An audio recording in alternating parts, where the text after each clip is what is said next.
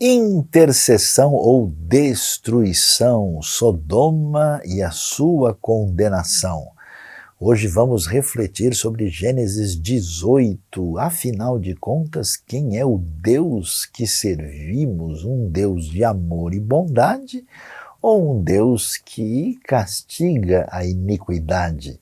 Como fica o nosso papel nessa situação? Esse texto tão interessante e muito útil para a nossa vida, no nosso relacionamento com Deus, não perca hoje aqui na IBNU. E não se esqueça, hein? Multiplique esse conteúdo, inscreva-se no canal, ative o sininho e seja um divulgador da nossa IBNU.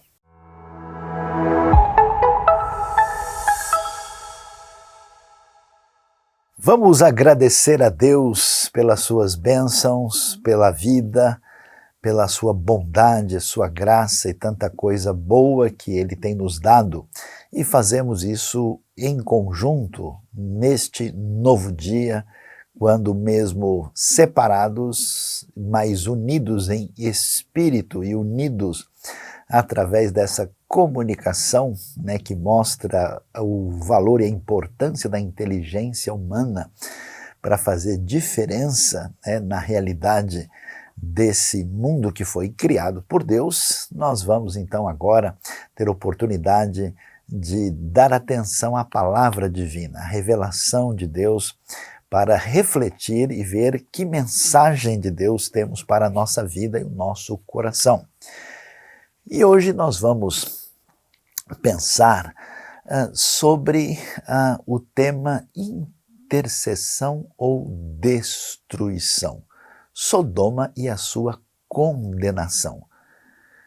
O que vamos encontrar quando lemos o texto de Gênesis, capítulo 18, é um texto que é bastante curioso, que chama bastante a atenção de todo mundo que lê a Bíblia e procura entender o que Deus tem para nos dizer num texto, por exemplo, como esse. Gênesis 18, a partir do verso 16, nós lemos o seguinte: quando os homens se levantaram para partir, avistaram lá embaixo Sodoma, e Abraão os acompanhou para despedir-se. Então o Senhor disse: esconderei de Abraão o que estou para fazer? Abraão será o pai de uma nação grande e poderosa, e por meio dele todas as nações da terra serão abençoadas, pois eu o escolhi para que ordene aos seus filhos e aos seus descendentes que se conservem no caminho do Senhor, fazendo o que é justo e direito, para que o Senhor faça vir a Abraão o que lhe prometeu. Disse, pois, o Senhor: as acusações contra Sodoma e Gomorra são tantas e o seu pecado é tão grave, que descerei para ver se o que eles têm feito corresponde ao que tenho ouvido, senão eu saberei. Os homens partiram dali e foram para Sodoma, mas Abraão permaneceu diante do Senhor. Abraão aproximou-se dele e disse: exterminarás o justo com o ímpio? E se houver 50 justos na cidade, ainda a destruirás e não pouparás o lugar por amor aos 50 justos que nele estão? Longe de ti fazer tal coisa, matar o justo com o ímpio, tratando o justo e o ímpio da mesma maneira, longe de ti não agirá com justiça o juiz de toda a terra. E o texto prossegue. No verso 26 diz: respondeu o Senhor: se eu encontrar 50 justos em Sodoma, pouparei a cidade toda por amor a eles. Mas Abraão tornou a falar: sei que já fui muito ousado ao ponto de falar ao Senhor, eu que não passo de pó e cinza. Ainda assim pergunto: e se faltarem 5 para completar os 50 justos? Destruirás a cidade por causa dos 5? Disse ele: se eu encontrar 45, não a destruirei. E se encontrares apenas 40, insistiu Abraão. Ele respondeu: por amor aos 40, não a destruirei. Então continuou ele: não te ires, Senhor, mas permite-me falar, e se apenas 30 forem encontrados ali? Ele respondeu: se encontrar 30, não a destruirei. Prosseguiu Abraão: agora que já fui tão ousado, falando ao Senhor, perguntou: e se apenas 20 forem encontrados ali? Ele respondeu: por amor aos 20, não a destruirei. Então Abraão disse: ainda não te ires, Senhor, mas permite-me falar só mais uma vez. E se apenas 10 forem encontrados? Ele respondeu, por amor aos 10, não a destruirei. Tendo acabado de falar com Abraão, o Senhor partiu e Abraão voltou para casa. Esse texto é bastante peculiar e, olhando para o livro de Gênesis, nós temos aqui um texto que, na verdade, começa aí pelo capítulo 12, quando o livro vai falar das narrativas dos patriarcas. E assim o texto se desenvolve e é interessante olhar a história como um todo para ver o que está de fato acontecendo aqui. Abraão sai lá da Mesopotâmia, de Ur dos Caldeus, vai passar ali pela região de Harã, né, na terra ali onde vão se definir os chamados arameus, na região da Síria, e então ele desce, chega na terra de Canaã e logo surge uma situação de dificuldade, de impasse entre Abraão e Ló. E nessa dificuldade é muito interessante a gente ver a importância de entender o que o livro de Gênesis, o que esse texto nos apresenta e como ele nos ensina na nossa caminhada de fé. Quando nós estamos pensando em doutrina, em ensinamento bíblico, que é uma ênfase importante deste mês aqui na IBNU, nós vemos que há vários aspectos importantes que dizem respeito a quem Deus é e como ele se relaciona conosco. Quando a gente estuda isso sistematicamente, a gente separa, né? Uma coisa estuda teologia, estuda antropologia, estuda soteriologia, mas é interessante ver como o texto bíblico traz essas coisas entrosadas, né? E que estão interrelacionadas, e a gente, prestando atenção, vai entendendo uma série de coisas de uma maneira vívida e que são importantes para entender quem Deus é e como ele age na nossa vida e qual é a nossa postura diante disso. Olhando então para a história, nós vamos ver Abraão num certo conflito com Ló. E esse conflito, né, acaba trazendo aí uma situação em que Abraão permite que Ló tenha a prerrogativa, o que é um tanto quanto estranho, porque ele é sobrinho de Abraão, a prerrogativa de escolher onde ele gostaria de estar. E eles estão na região montanhosa da Judéia, na região ali próximo de Jerusalém, e o Ló olha e vê o vale do Jordão que desce na direção do Mar Morto, uma área que o texto vai deixar claro que tinha bastante fertilidade. Essa área, ela tem sido modificada através dos séculos, mas nesse momento é um lugar aprazível, até porque a gente sabe que de fato a região tem muita fertilidade porque acumula nutrientes, né, em função do relevo, né, que através de séculos e séculos isso é acumulado ali, e qualquer presença de água, como se vê por exemplo em Jericó, em outras localidades, permite aí o surgimento, né, de uma vegetação que marca essa região fértil. E quando Abraão faz essa decisão e Ló olha, Ló guia a sua vida a partir do que ele pode ver. Como a gente faz, né? Essa é uma dinâmica importante na vida, porque a história de Abraão é uma história de pautar a sua vida com base na esperança daquilo que Deus disse. E a história de Ló vai se definir por uma escolha a partir do que ele vê e do que ele calcula, né, na sua atitude, vamos dizer assim, esperançosa de avaliar a vida a partir da mera visão. E o que vai acontecer? Enquanto Ló vai abrir mão da sua fidelidade a Deus, vai negociar aquilo que tem valor moral, tem valor espiritual, para que ele se estabeleça em Sodoma, Abraão parece ter sido deixado de lado. E nesse momento ele recebe a visita, né, especial aí do chamado mensageiro do anjo do Senhor, que é muito interessante, que aparece no próprio capítulo 18, e que o texto diz especificamente que o Senhor aparece a Abraão e ele vê ali 3 homens em pé que chegam diante dele, e essa visita é especial porque é a visita que confirma que Deus vai de fato dar um filho a Abraão sem que ele tenha condições, juntamente com Sara, de ter esse filho. E essa promessa aparece com expressão muito nítida. E quando está terminando, entra esse texto que nós encontramos aqui.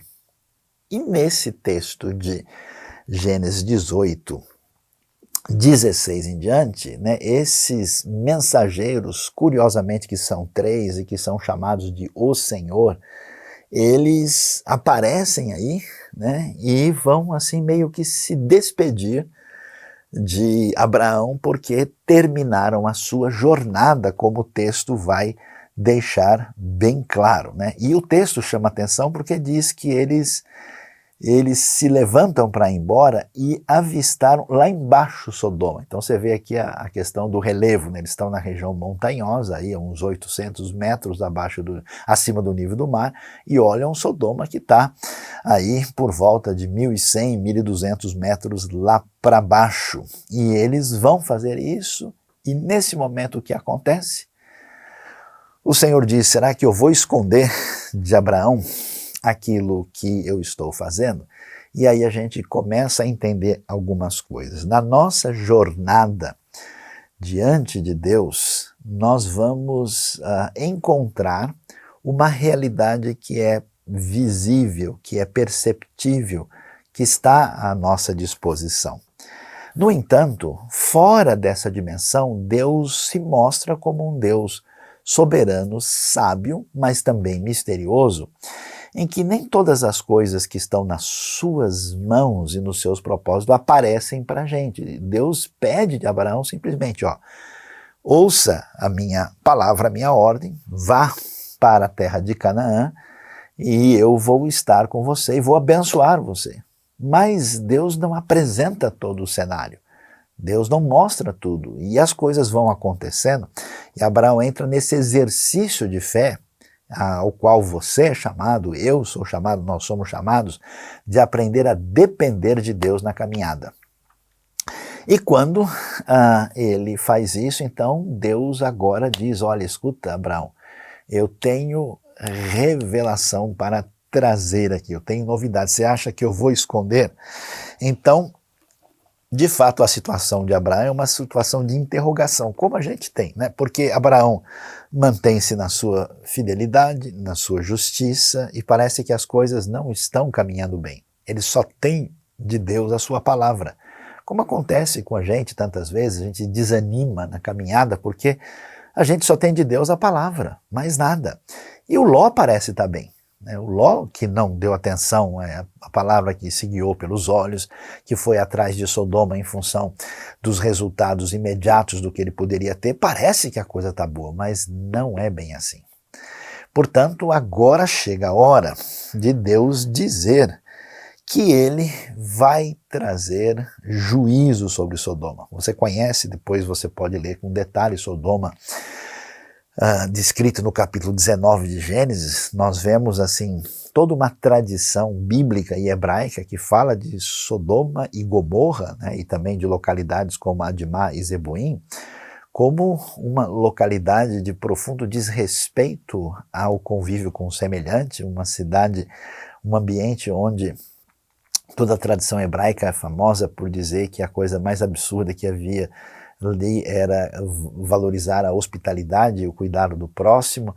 A gente tem uma descrição muito nítida de um lugar com presença de promiscuidade e violência sexual, né? A história lá dos visitantes que vão trazer o juízo sobre Sodoma, que são os anjos, que quase são atacados e abusados, e Ló entra no meio, inclusive, e oferece às filhas uma coisa assim meio horrorosa, na verdade, né? E então o juízo de Deus cai sobre a cidade, que parece ser um lugar muito atraente, tão atraente, que a mulher de Ló, na hora da destruição, não consegue, né, ficar sem olhar para trás, porque o seu coração estava muito apegado à cidade, e o julgamento de Deus acontece. Então isso é importante, por quê?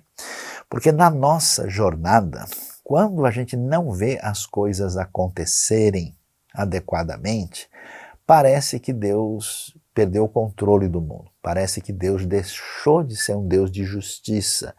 Parece que uma pessoa que se guia pela sua ganância tem melhores resultados na vida. E tanta gente que se baseia na fé e na esperança em Deus parece atravessar longos períodos de deserto e entra em dificuldade com isso.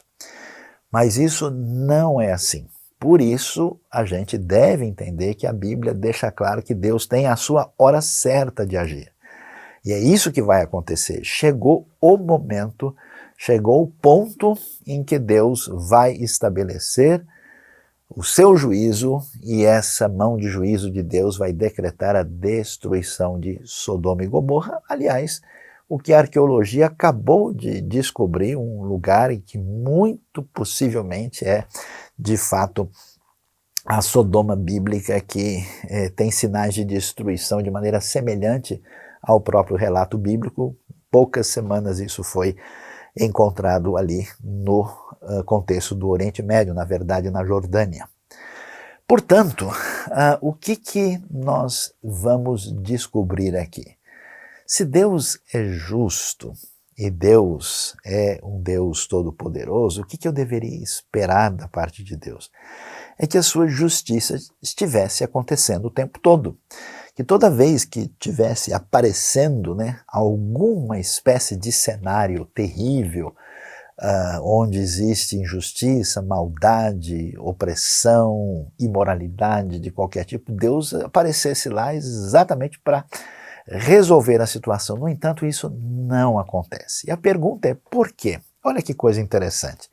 Quando você ouve sobre a história de Sodoma e Gomorra, a gente imagina, puxa, Deus é um Deus irado, destruiu as cidades lá com fogo, mas a questão, na verdade, é como Deus demora para agir, como Deus permite, parece claramente que Ele dá até a última chance. Eu não sei se você já tentou ajudar uma pessoa que não quer ajuda. Eu tenho visto terapeutas, pastores, pessoas dedicadas à ajuda de gente em situação de necessidade. A pessoa vai lá pela 50ª vez, depois de 200 oportunidades, e chega um momento em que vê que a pessoa está recusando de fato essa ajuda. E aqui a coisa é mais ou menos semelhante, Quer dizer, Sodoma vai se corrompendo, vai ampliando, e Deus mostra a sua paciência, Deus mostra a sua longanimidade, Deus mostra a sua atitude de espera, de não agir de maneira imediata, simplesmente com o seu juízo. Isso não está claro à primeira vista, mas a gente vai ver como isso vai acontecer, e vai ficar claro na conversa que Deus vai ter com Abraão. Portanto, nós precisamos aprender a caminhar com fé. Precisamos saber que tudo tem o tempo de Deus, e precisamos saber que toda injustiça, maldade permanente que não mostra arrependimento e assim se posiciona perante Deus, mais cedo ou mais tarde terá os desdobramentos inadequados para a dor humana, os resultados ligados ao juízo divino. E quando isso acontece, a palavra divina é muito clara. As acusações contra Sodoma e Gomorra são tantas, e o seu pecado é tão grave. Interessante isso, quer dizer, gente que está sendo vítima dessa maldade, de alguma maneira está clamando a Deus. Deus está sendo testemunha de tudo isso. E nessa linguagem em que Deus mostra o seu cuidado de comunicar as coisas à semelhança dos homens, esse chamado antropomorfismo, Deus diz: eu descerei para ver o que eles têm feito, se isso corresponde ao que eu tenho ouvido, senão eu saberei. Quer dizer, Deus vai trazer ali o seu veredito final de julgamento.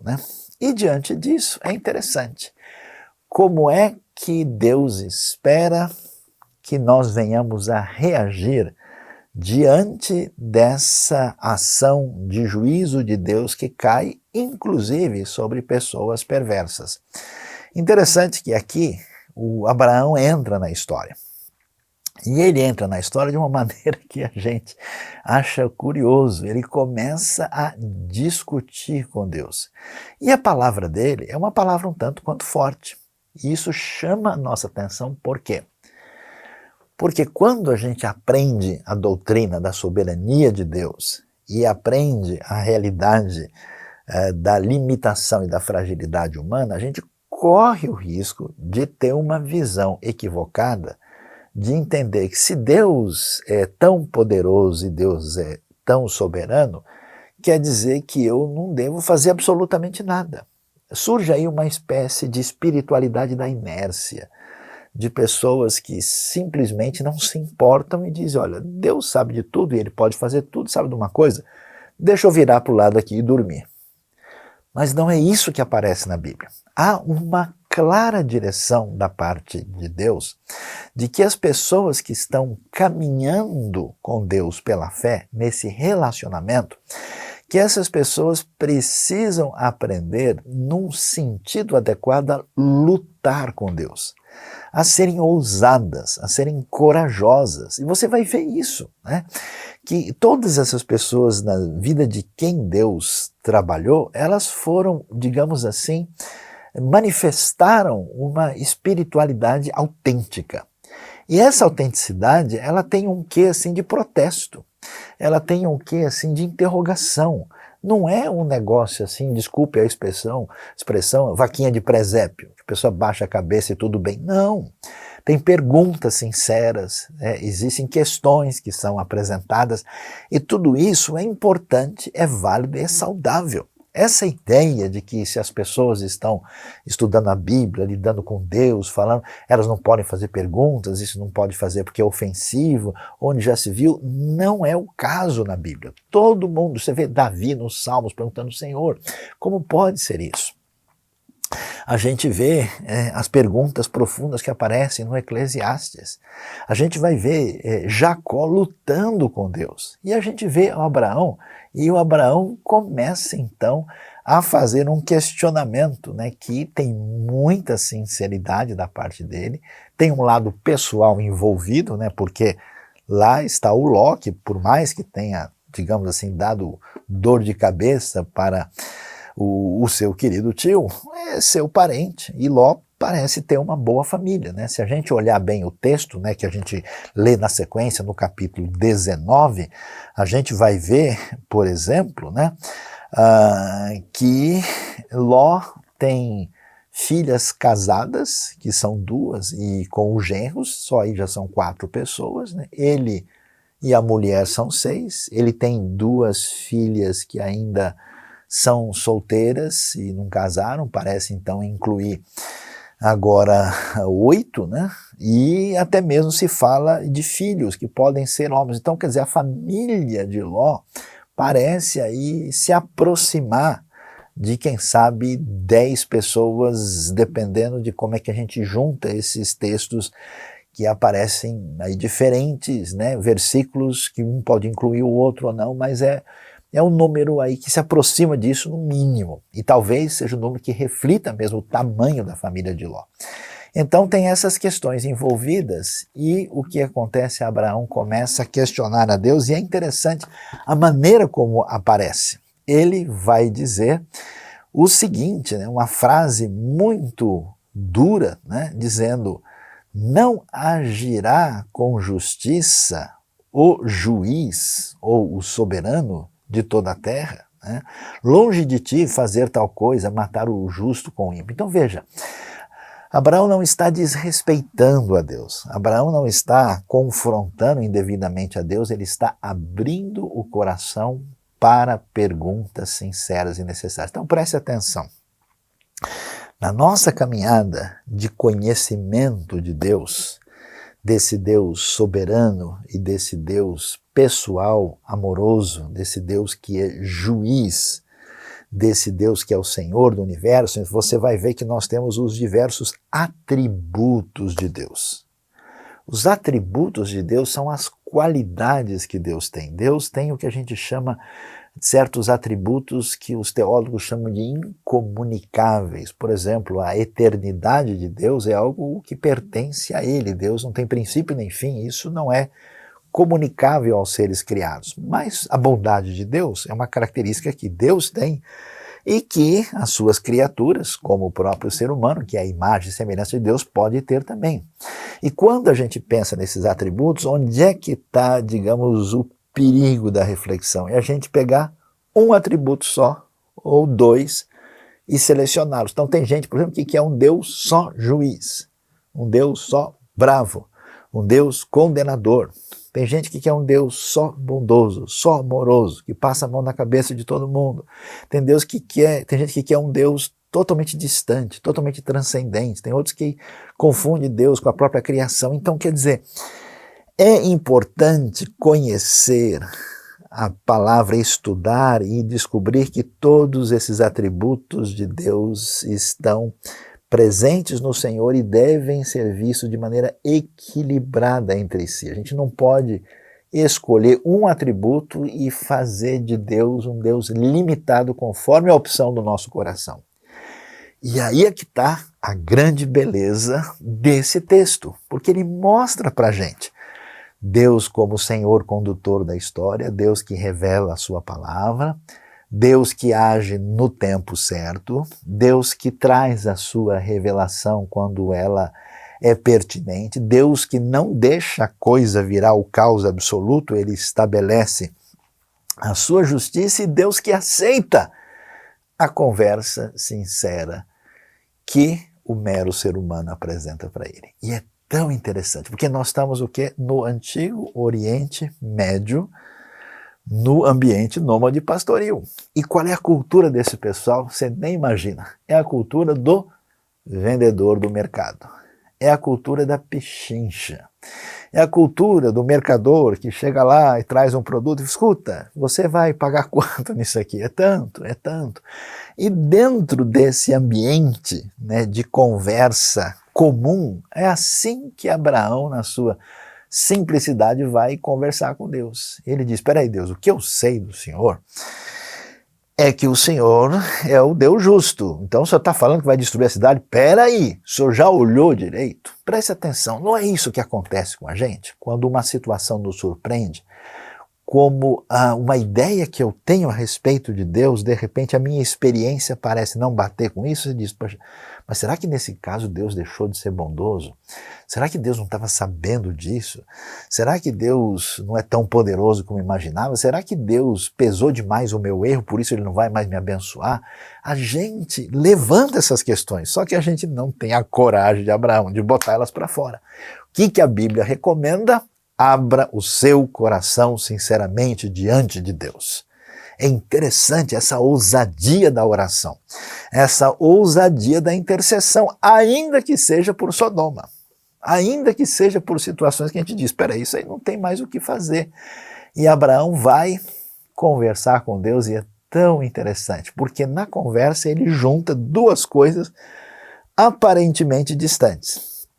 A sua coragem, a sua ousadia e a percepção de quem Deus é. Se reparou nos detalhes? É muito interessante a gente ver o texto, porque ele chega e diz, ele começa com um número bom, Senhor, olha, é o seguinte, se tiver na cidade 50 justos, claro que justo não quer dizer pessoa perfeita, não quer dizer que seja pessoa sem erro, né? Quem é o justo da cidade no final é o Ló, né? E o Ló cá entre nós assim, a gente não acharia que ele é exatamente o rei da justiça, mas é uma pessoa que não se corrompeu, a semelhança dos sodomitas que já tinham perdido todas as referências e estavam realmente numa situação de fim de linha.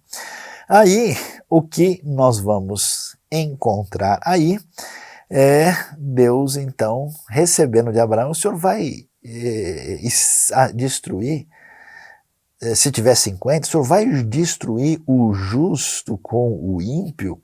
O Senhor não vai poupar por amor aos 50 justos? Longe de ti fazer tal coisa. Interessante que Abraão começa, a partir do que se espera de Deus, a colocar isso diante do Senhor. Então eu queria convidar todos os nossos queridos que têm batalhas, lutas pessoais, espirituais, profundas diante de Deus, de não desistirem no seu coração, na sua proposta de vida diante de Deus. Não pense porque você passou 6 meses ou 1 ano, uma situação de dificuldade, que as coisas, talvez você pense, ó, Deus já se encheu de mim, já pedi isso 100 vezes, agora não pense dessa maneira.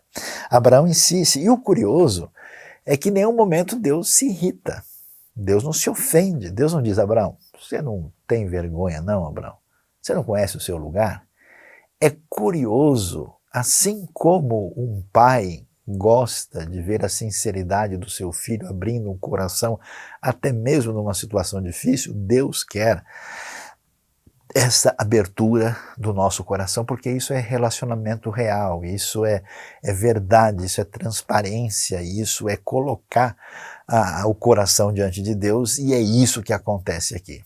E nessa conversa de jeitão do Oriente Médio Antigo, o Abraão vai, mas Senhor, olha lá, né? Como é que é isso? E se for 45, se for 50 menos 5? O Senhor, né, vai fazer isso, vai destruir? E aí então Deus diz, ó, eu pouparei a cidade toda por amor. Você percebe? Deus é onisciente, onipotente, Deus podia logo encurtar a conversa. Deus podia falar, Abraão, ó, é o seguinte, ó, o número de justos que tem são tantos. Eu já decidi o negócio, então para de ficar me aborrecendo, porque eu sei o que eu estou fazendo, afinal de contas eu sou o Senhor ou não sou? Não, Deus deixa o Abraão conversar. É tão interessante isso. A semelhança de um adulto sábio, de um pai e de uma mãe, que dá trela para a conversa do filho, da filha, ou da criança, ou do sobrinho, da sobrinha, que a gente sabe que ele vai demorar um tempinho para chegar onde a gente quer chegar, e isso é a pedagogia divina. A pedagogia divina trabalha em cima da nossa limitação e fragilidade para nos levar ao amadurecimento necessário. E assim, ele continua, né? E aí a gente vê esse jogo interessante, né? Onde Abraão junta a ousadia com o temor. E eu vou dizer que isso é um dos grandes segredos da nossa caminhada de fé diante de Deus.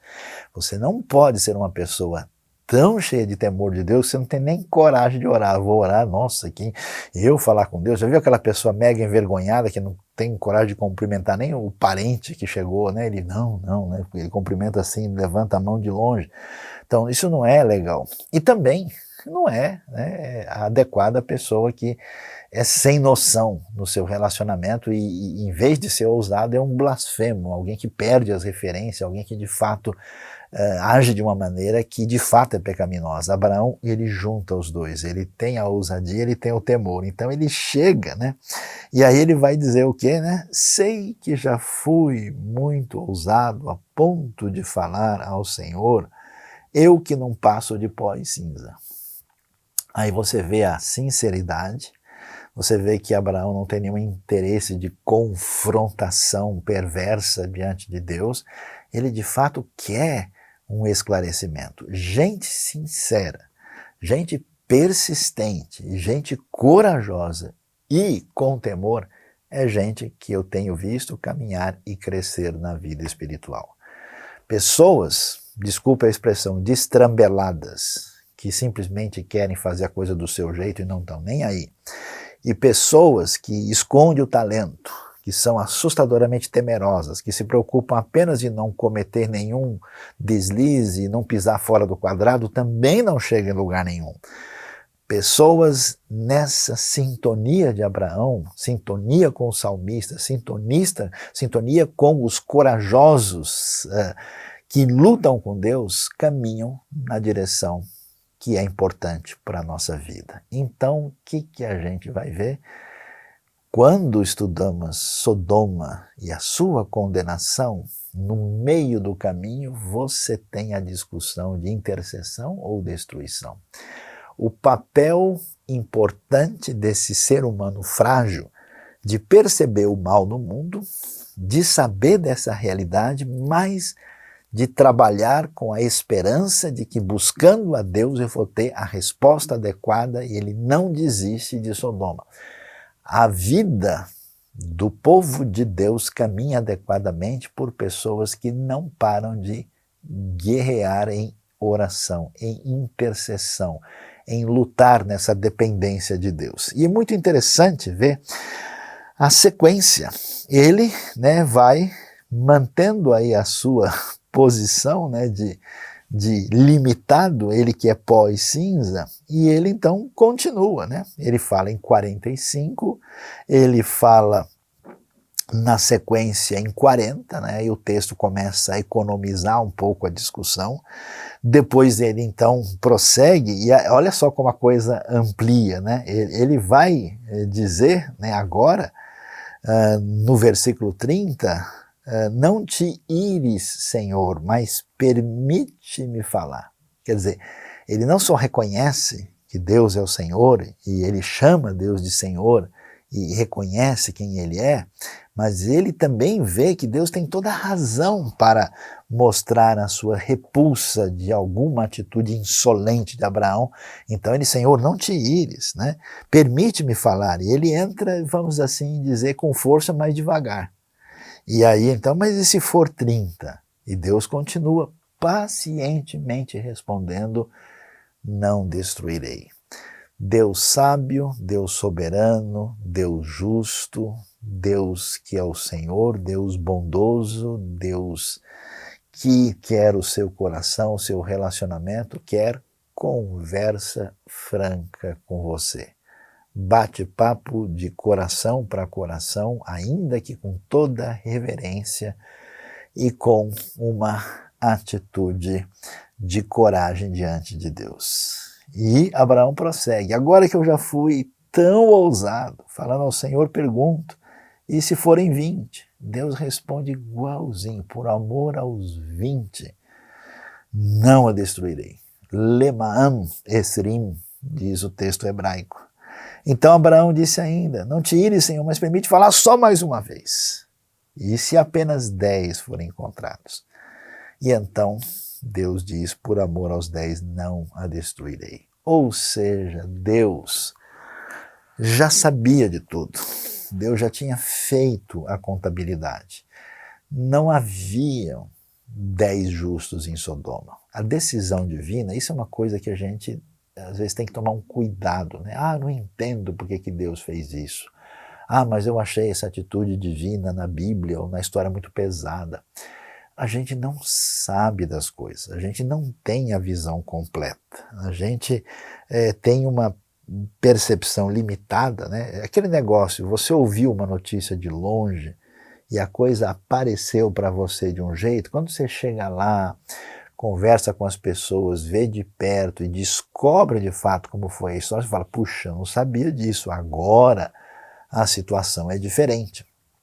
Então, com certeza, Abraão tinha toda a razão de fazer as perguntas, mas fica claro que Deus, o Senhor da história, o Deus poderoso, soberano, Deus Senhor da nossa vida e nosso querido Pai Celestial, sabe de todas as coisas, a sua decisão não foi uma decisão injusta, não foi uma decisão assim sem sentido, não foi uma decisão que deixou de contar com a sua misericórdia e com a sua graça, e foi uma decisão que esperou até o minuto final para acontecer da maneira adequada e certa. E tanto que isso acontece que Deus cumpre o seu papel, Deus manda mensageiros especiais para resgatar a Ló, a única família de justos que havia em Sodoma que tinha corrompido completamente o seu caminho. Deus salva, preserva Ló, e ele é salvo apenas com as suas 2 filhas, aparentemente. O que acontece, a gente sabe que a esposa dele acaba não resistindo à tentação de olhar para trás, ele fica somente com as 2 filhas, sobrevivendo depois, conforme o relato de Gênesis capítulo 19, e a cidade recebe o juízo. O que para nós precisa ser algo importante de entender, porque tanta maldade, perversidade, injustiça, coisas absurdas no mundo, certamente se a paciência e a justiça